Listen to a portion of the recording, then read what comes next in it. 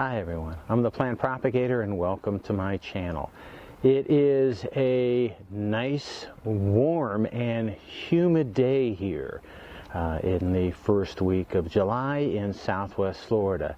It is 93 degrees Fahrenheit, which is 33 degrees Celsius, I think might be 32.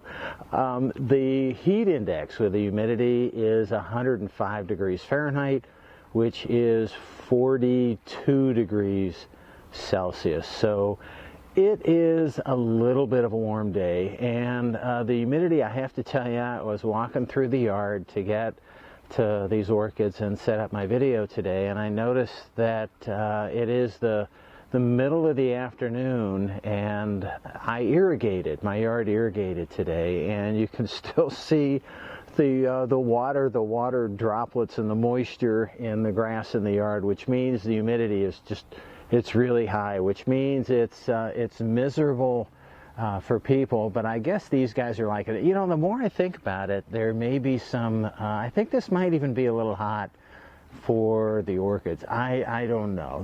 I'm getting some unusual things, which is one of the things that I want to share with you today.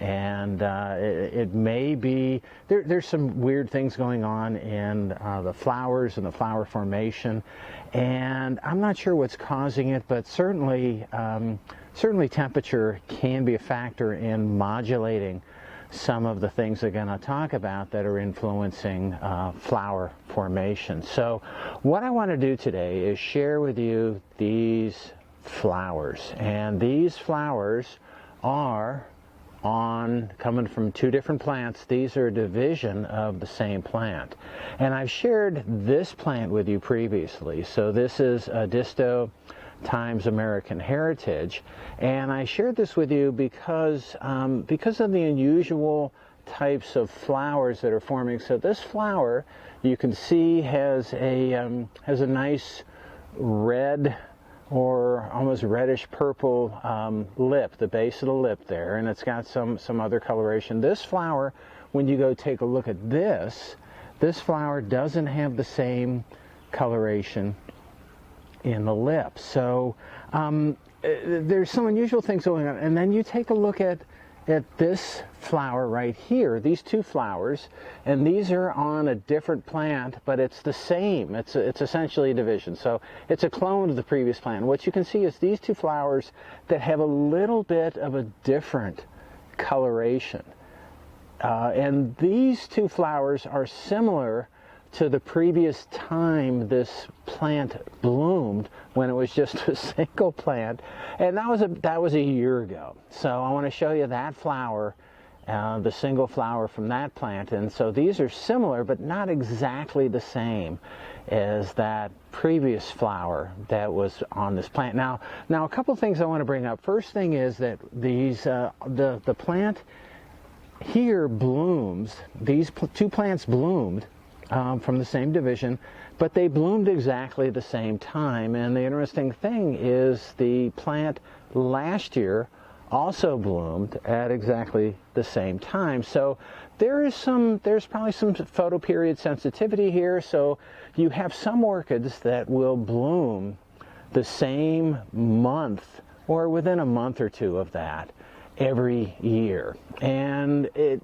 suggests that with this orchid and with some of the members of the Cattleya Alliance and other orchids also, that there's photoperiod sensitivity. They detect the day length or the temperature, but probably more the day length, or it can be influenced by both, and then they bloom the same time of the year every year. And that again is called photoperiod sensitivity, where they know the day length and they bloom because of the day length. And again, that can be impacted by temperature as well. But it's interesting that these guys bloomed the same month last year. Okay, so moving on from that, what do we want to look at? What I want to do, and the main reason that I wanted to talk with you today and make this video, was I wanted to talk to you about flower formation and what's involved in that, and why these flowers look so different. Now, I'm not sure exactly, I'm not an expert in the genes that regulate flower shape and color. But I took a look at the literature today, and there's some interesting things, and there's some similarities between orchids and some of the model plants, and actually some of the genes that I worked on in my past in my former university laboratory that are regulators of large developmental processes. And so what you have is you have these various genes that are involved in flower formation that early on, these are genes that bind to DNA, or I'm sorry, the product of the genes. The proteins are specifically made to bind to DNA, and they can bind to a bunch of different genes and regulate whole pathways in that way. So these are transcription factors, or what these genes are called, and they bind to numerous places in the DNA, and they bind to these regions. Hopefully I'm not getting too deep into this, promoter regions in the DNA, and these promoters then regulate the subsequent genes. Now again, the interesting thing is these transcription factors can bind to a number of different places, number of different promoters, and when they bind to 5 or 10 or 20 different promoters, then they can regulate whole pathways. And so the genes that are involved in flower formation that may be influencing what's going on here are likely these transcription factors or homeotic genes that are involved in a number, turning on a number of different genes. Okay, how do I know this? How do I know as well? The literature says this, and I looked into the orchid literature on this, and that's what it says that's going on. But anyway, let's take a look at this, and what I want to do in order to explain this a little better to you is take a look at another flower, and I'm going to label the flower parts. So this is a flower of Laurie Ann. And this is actually a progeny plant from Laurie Ann Paradise.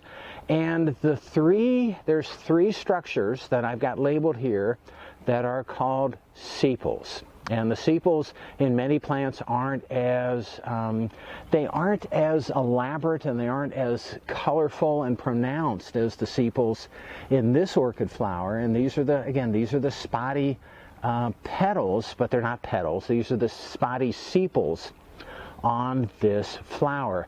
Now there's the other structures. The two structures on the right and the left are the petals. Those are the flower petals, and those are in this image, those are flared a little bit, so you've got some coloration coming out, and they're very distinct from the sepals.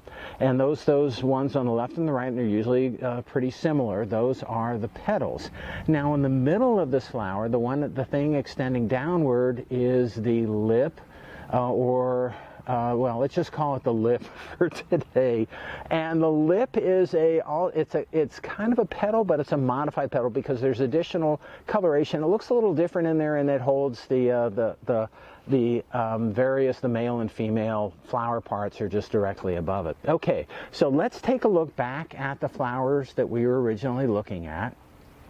And when we take a look at this flower, and somebody pointed out that, I didn't notice this initially, somebody pointed this out to me, but on this flower that I've shared with you previously, you've got the petals on the right and the left of this flower, and the thing is, the lip on the bottom of this flower looks very similar to the petals, all right? And over on this flower, the lip has a lot more coloration, and it has a lot more things going on in there.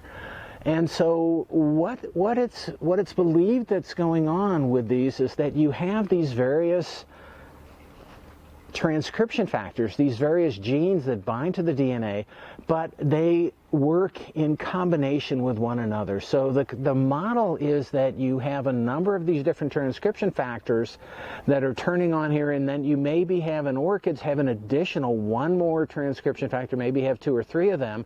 One more transcription factor binds, and by it being in place, you get the formation of the lip, both the shape and the color. All right, so in this flower right here, what may have happened is that the lip that last transcription factor or additional genes were not functional here. And then you have this bottom lip that used to look more like, that you expect to look more like a lip, that actually looks like a petal. And that's just a question of probably one additional gene that may or may not have been turned on at the right time to give what you want, which is this structure on the bottom here, but what you get is something that looks more like a petal that's shown right here. Okay, now one of the other things I want you to look at here is in these petals right here. So you can look at the left petal and the right, and you can see this, there's a lot of waviness that's associated with this.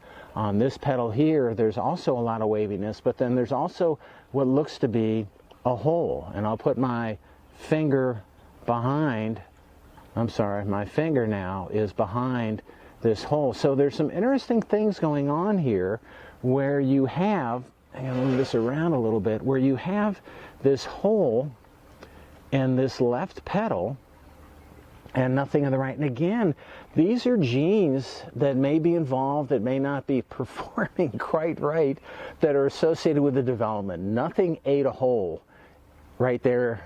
Here, let's take a look at the hole. Nothing ate a hole in that petal. It just isn't. It's from just a difference in gene expression for formation. So why do I say that? Well, first of all, it doesn't have any damage around the hole, but take a look at this other flower right here, and what you can see here is the same type of thing, where you have the same, in the same petal on a different plant, you have this essentially a really deep cut into the petal over here and over here. Taking a look, I'm going to move this plant around a little bit more. Taking a look at this flower, we have the same thing, where you have, it's really interesting that you have this type of formation going on within that petal, and the same thing on the petal. It's hard to see on the opposite side. So you've got some really unusual petal development issues in this plant, and you have some flower development differences between this flower and this flower and this flower, and that's probably due to the gene expression of these transcription factors that are associated with flower development in orchids. Okay, I'm sorry, I try to simplify it as much as possible. I just wanted to give you kind of a general overview of what may be going on with gene expression in these orchid flowers over time, and what maybe is impacting this unusual flower formation.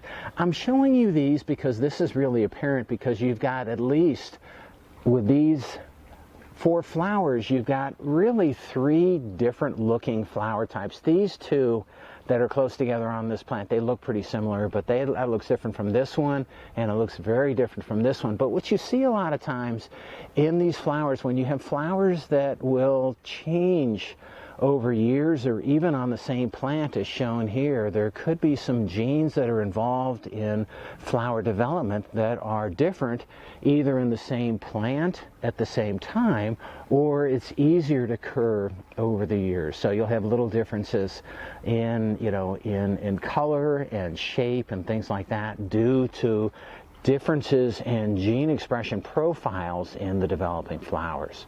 All right. That's all I have for today.